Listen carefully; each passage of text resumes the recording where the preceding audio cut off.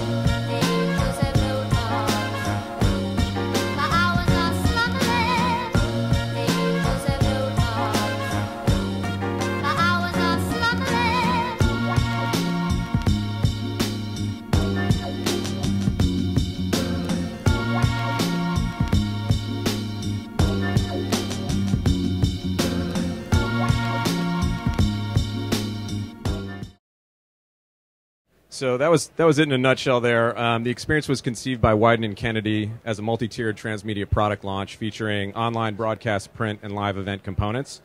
But the Jumpman part of it, the part that we were tasked with, was unique in the fact that we weren't trying to recreate the bullet time effect that we all know so well. We were really trying to give the user a truly interactive experience and allow them to really navigate the spot at their own pace and find hidden Easter eggs and kind of have fun with it. Of course, the real goal we know was to sell some shoes. And those are them if you guys want to get a pair. But here's some quick specs for you. As I said before, Quick Controls Chaos enables the user to move the camera in 180-degree arc horizontally, but it also enables you to look up and down slightly, zoom in or out, and select hotspots that reveal behind-the-scenes footage and close-up events. In production, we use this array of 9 Red Epic cameras, and we basically shifted it each time for each element once to create a total of 17 camera positions with a single camera overlap. So that hero camera is something Leo's going to talk about later that helped us kind of keep in sync when all the problems, you know, the usual things that come up during production came up in spades on this one. We shot for 2.5 days. Primary talent was actually only available for a single day. At first we were supposed to shoot with Chris Paul for 2.5 days. The NBA negotiations were happening right then, and about 2 days before we shot, they pulled him from 2 days of the shoot, basically a day and a half of the shoot, and he was only available for 1 day. So that led to a whole host of other problems. Again, Leo will get into that as well a little bit later. So our compositing team was tasked with creating that 40-second spot that we showed you. We sort of showed you a linear walkthrough. Up to 12 green screen layers and a full CGI background were part of the comping task. Doesn't sound too difficult. You know, we've all comped 12 layers into a background and so forth. But you got to remember that this had to be propagated seamlessly across 17 cameras at all times. You know, there was never a moment where we could avoid, you know, showing a mistake in it if somebody chose to move to a camera that, you know, we hadn't focused on or something like that. So it had to be seamless across all those cameras. So to put this in perspective, and here's where it really gets interesting, that was 11 hours of 5K footage shot at 48 frames per second over a 2.5-day shoot. In the end, with all of our intermediates, we managed more than 22 terabytes. It says 20 up there, but we actually counted it up again. It's 22 terabytes of data, which is the equivalent to 9 2K feature films, all shot in 2.5 days and posted over a 12-week period. And again, in addition to the live-action compositing, we had to build the entire background in CGI, including the trees, the cityscape, all the lighting, all the volumetric lighting, et cetera, et cetera. We also actually had to do a separate 15-second teaser. So we had a pretty big workload to accomplish for Wyden & Kennedy during those 12 weeks. So needless to say, we faced plenty of challenges on the show, but I can assure you, regardless of our position, when the project hit, we all had one question, whether we were a supervisor, a producer, or a comp, or what have you, is how the heck are we going to get this done? And luckily, we were all on the same page. We knew that it was really about efficient management across all of our departments. And, whether it was, Previs, Onset, capture, data wrangling, coordination, element prep, pre-comp, et cetera, we just had to be in sync, and we had to keep in mind that this would be a high-pressure, client-driven scenario. The client didn't want to know that this had never been done before. They just wanted to know it was going to get done. So with that in mind, and I know it's a lot to cover, Leo's going to jump up here and talk a little bit about starting with Previs into Onset, and he was the visual effects supervisor. He's also another co-owner of the company. Hey, guys. So yes, I was the visual effects supervisor on the show and sort of the de facto technical director, and I got, obviously pulled in pretty early to kind of make sense of all this madness. But as David said, it was a massive piece for us to pull off in a very short amount of time, considering the amount of data, the amount of elements that we had to manage and so forth. And really, it pays tribute to the fact that we had an excellent team on board with everyone just really working collaboratively, and everyone was just trying to jump in and be a problem solver. It's really about pulling together in those moments of despair and just making it happen and finding solutions to every little nuanced problem that comes up. So I think this project definitely tested the limits of our pipeline overall, but it definitely forced us into a situation where the metal as our team was really kind of forged. The project, as David mentioned, 17 red epics, shooting at 48 frames a second at 5K, with 1,000 frames, with no cuts. It was just overwhelming. And I remember my team asking me as soon as I pitched it to them and told them what I got us into, they're like, "Are you serious?" I said, "Well, yeah, this is what we're going to do, right?" And there was pause and silence, but then everyone finally jumped into it and we were off to the races. So as I said, I thankfully became involved early on, right through the kind of pitch phase, and I was able to inject a little bit of realism into their goals. I knew that the way it was being described to me initially, which was they were going to shoot it all at once, outside, in broad daylight, with all these interconnected events and stunts and dogs and cats and animals and everything else, it was not going to happen.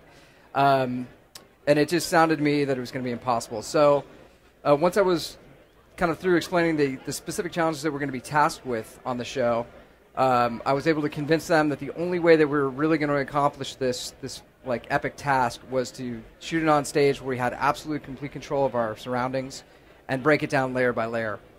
So now that we kind of had initially figured out what we were going to do, it was a matter of figuring out how we were going to do it. So we started the next phase of the project, which was Previs. So the goal of Previs for me was simple and threefold. One, we had to determine the characteristics of the camera array.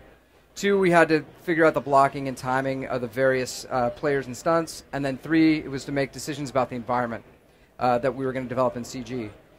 So first we began by building the 17 camera array in Maya. And interestingly enough, this served as the blueprint for the physical array that was constructed by the camera department. They used our specs and created an almost exact replica in terms of the height, the field of view, the inner camera distance, the overall diameter of the arc, and so forth. And this in turn helped the art department and construction crews really assess and accommodate for the size of this array, and it really helped kind of inform everyone as to how much physical space on set we would actually need to accommodate. Secondly, we were able to give the creative team the ability to view the play from any one of the 17 fixed camera positions, which really helped us to anticipate blocking issues with respect to players and the horse and so forth. It was really critical for us to anticipate this and have a sense of what to look out for on set so that we can appropriately choreograph the players, especially given the fire stunt guy, the horse and the banner and everything else. This was a godsend to the AD and the producers, because really they'd never, well, frankly, none of us had ever done anything of this scale before. So it was really critical for us to have the ability to look at this stuff. And actually, one of the interesting aspects is in all the other previs, you can actually see where we're at the top of the key looking down at the basket. And that's kind of where we had initially ended up locking the camera array, and everyone seemed psyched about it. They were all happy with what they were seeing. And then, actually right when we locked, the director, Paul Hunter, turned to me and he said, what would it look like if we saw it from the baseline instead so we could see the action from there? And I said, well, let's take a look. Instantly we spun it around, and the rest is history. The rest of the show was all done from the baseline. So it was a really, really fantastic benefit to us, so that we didn't have to sit there and worry about changing things around on set where time and money is burning. And then lastly, once the virtual array was approved, we actually had a direct correlation between the virtual camera array, the physical array that was being constructed by the camera team, and then obviously using the FBX imports into Nuke from Maya, we had the compositing team having these cameras already built in our comp scripts. So it wasn't as if we completely solved all of our problems, but it did actually nullify a lot of the more complex camera tracking that we'd have to do on a camera-by-camera basis, because we had the ability to basically drop in geometry and buildings and so forth in a very sort of seamless manner throughout the rest of the pipeline. So now that we knew the what and the how, we had to go on set. We had to really get real with this whole project. The shoot was scheduled and the talent was booked, and we were ready for this one. So the decision to set up an Onset brain bar for us was really a no-brainer. We had there were no cuts in the action, and the end user can view the play from any one of 17 fixed camera positions. There was no real need for a traditional editorial pipeline. So it was up to us really to decide the best corresponding actions between the two arrays based upon the takes that the creative team selected, like you'll see here. As David had mentioned earlier, the way that we were really able to accomplish this in terms of timing and so forth between the two arrays is we basically determined before we went on set that the 9th camera in the array when it was in the left position was the first camera in the array when it was in the right position.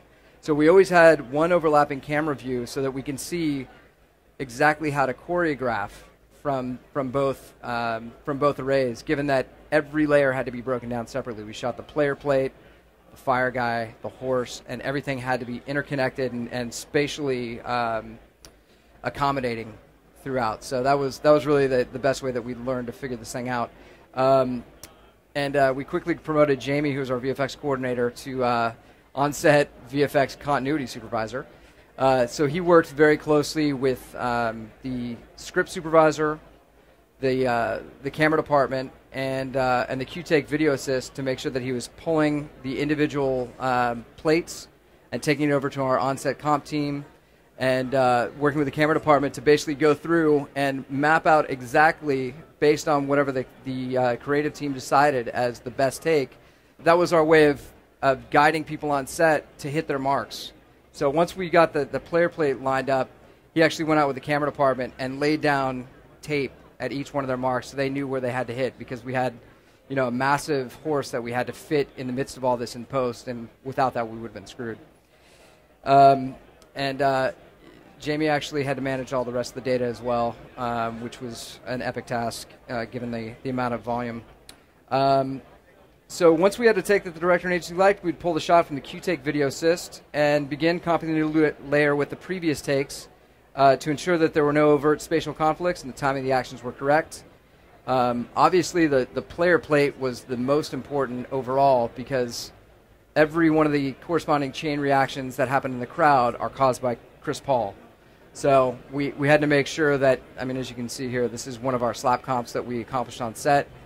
The other benefit to this really is that you don't usually in a commercial setting get the agency or the director to sign off on set, right? There's usually a very complex editorial pipeline that happens, and there's a lot of hemming and hawing and going back and forth. Well, in this case, because each thing was so perfectly interrelated, once they signed off on a plate, they were pretty much locked.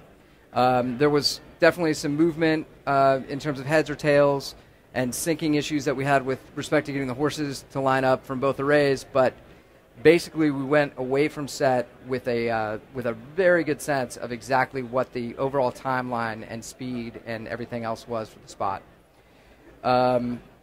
So once we unlocked the Rubik's Cube, we're pretty much good to go. I know that Kevin and Alicia will probably tell you different, but it was a breeze. Trust me. It was the easiest spot ever. So with that, I'm going to turn it over to Alicia. Alicia was our pre-comp supervisor throughout the spot and really helped manage the order in the chaos. Thanks a lot. Perfect. Okay, so once we had all the different elements together, it was really time to get to work. So we decided as a team that it was really important to define what challenges we're going to face and to really see how many Red Bulls would be consumed in order to get the show finished. So I was tasked with doing 17 different slap comments within Nuke that consisted of 12 green screen layers. And as David mentioned as well, this also included several elements that were just too dangerous to shoot simultaneously.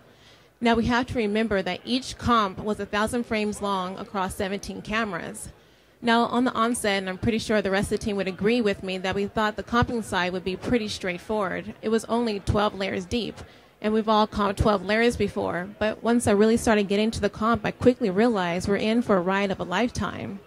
The challenge was with the different moments of movement of action. We had the man on fire, the mounted policeman on the horse, the Vancouver kiss, the banner guy, and so many other different elements that had to be replicated for each and every camera so that the flow between all 17 cameras could be seamless. But of course, no one behaved on set. I mean, we all know the production saying about kids and animals. Well, the horse on set had a mind of its own, which caused us to have to retime it for several different camera arrays in order for it to make sense.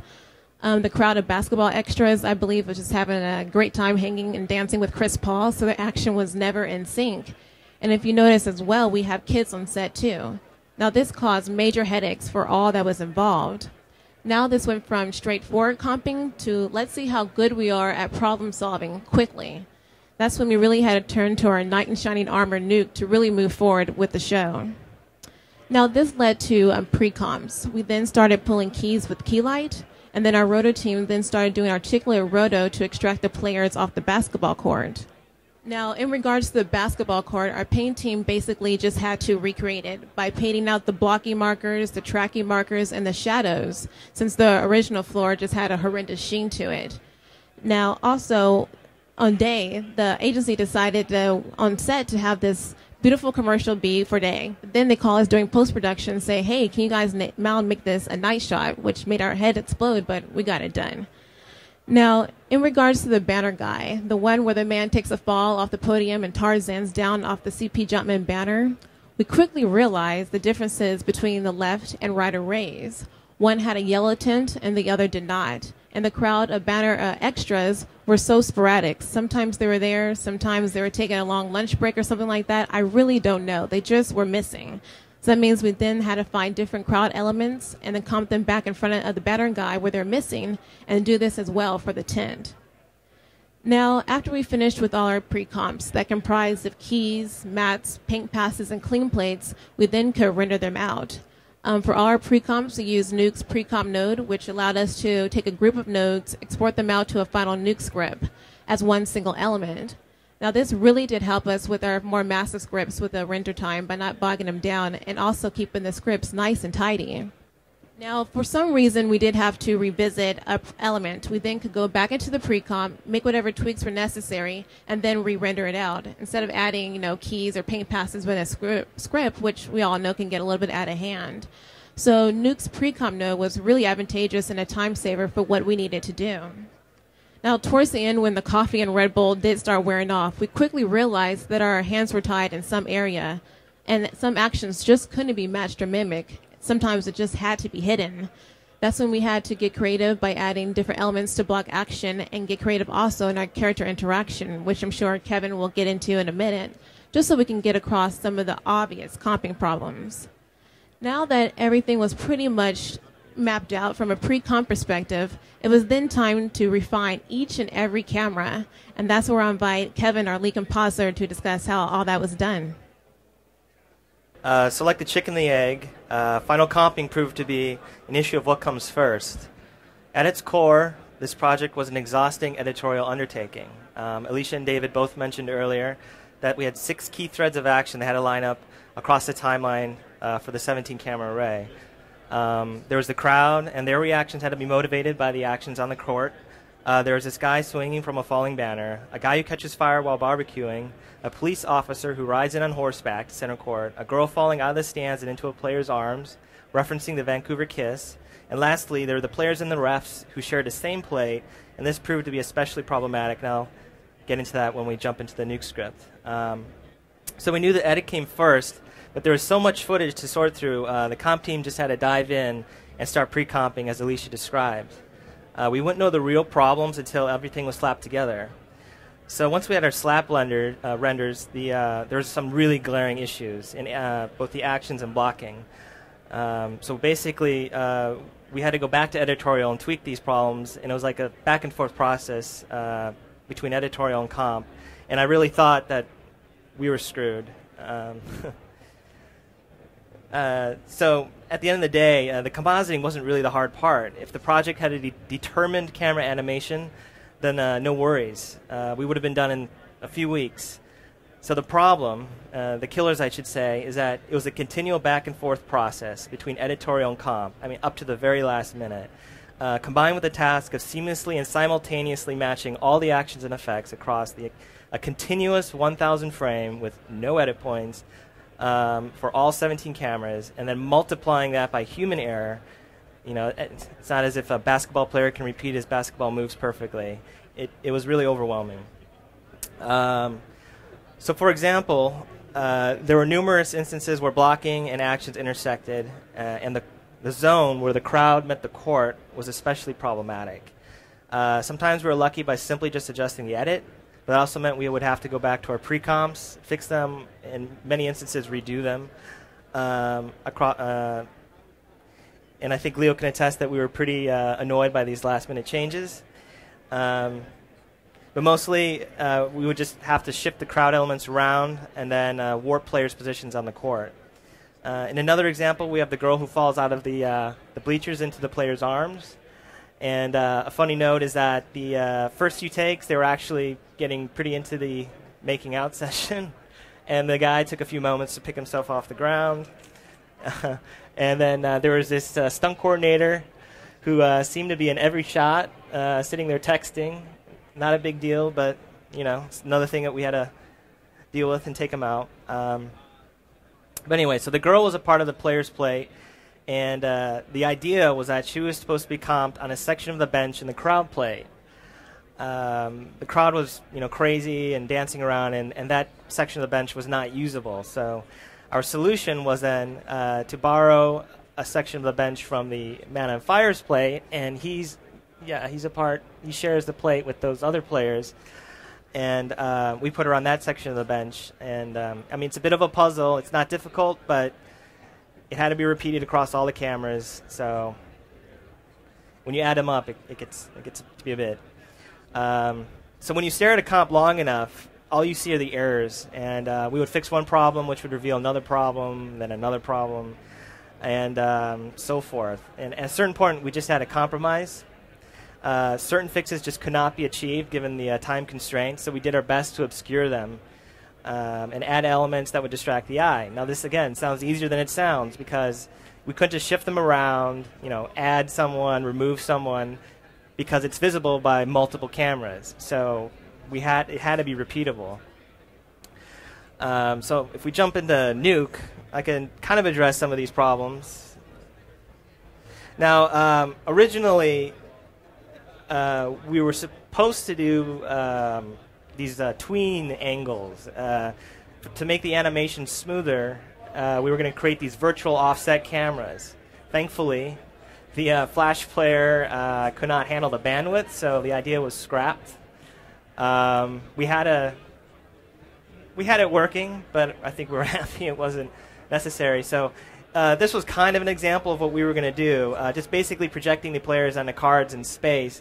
We actually had clean plates that had them removed from the background, but we were able to repurpose some of this stuff for grading these players. We found out that from camera to camera, the players, well, their color values are really different. Some are really lifted, especially by the lighting conditions. So we had to literally identify these problem characters, players, and grade them separately. But the problem is that they're on the same plate. You can't just like take a guy's roto and grade it because he's in front of someone. It grades the other guy. So the idea was we just needed some sort of relational information like their depth. So I just all it is animating the players in depth, and then using that information to procedurally turn on a bunch of, switches, basically, and it would turn on and off like, this guy's in front of that guy sort of thing. And if I were to click out,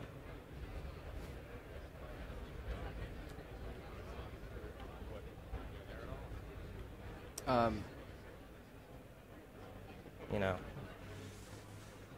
I can zoom in here, you can see that it was. I'm sure there's many ways of doing this, but this solution was helpful because these sequences were 1,000 frames, and to do it manually with people running back and forth is chaos. So this was a pretty easy solution. I mean, coming up with this thing looks, a little crazy, but once you do it once, it's repeatable and it takes care of itself. We also used a similar technique, at least just for assigning like depth to a layer for the horse. This is how we did the horse's shadow. So you see here's the horse. It too, he's like placed in depth. Actually this guy. The idea is literally just keyframing him in space till he touches the ground. You can see he's like now past the ground here. So it's just keyframing him.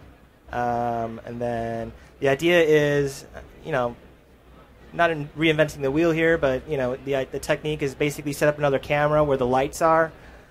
You sort of photograph that angle, and then you reproject it onto the floor, which is then picked up by, as you can see here.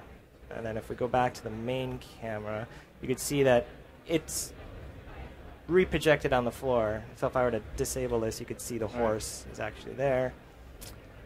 And then you just we just grade it in. He's on the floor, and then you put the horse back, and there are the guys. So that's how we did the horse. The fire guy, actually, his shadow needed to be redone for a few cameras as well because there was this horrible sheen on the floor. Yeah, and then another sort of quick fix. These are things that we would just discover like at the end of this project. We're like, oh my gosh, I can't believe we didn't see this. What do we do? So let me go to the right frame here.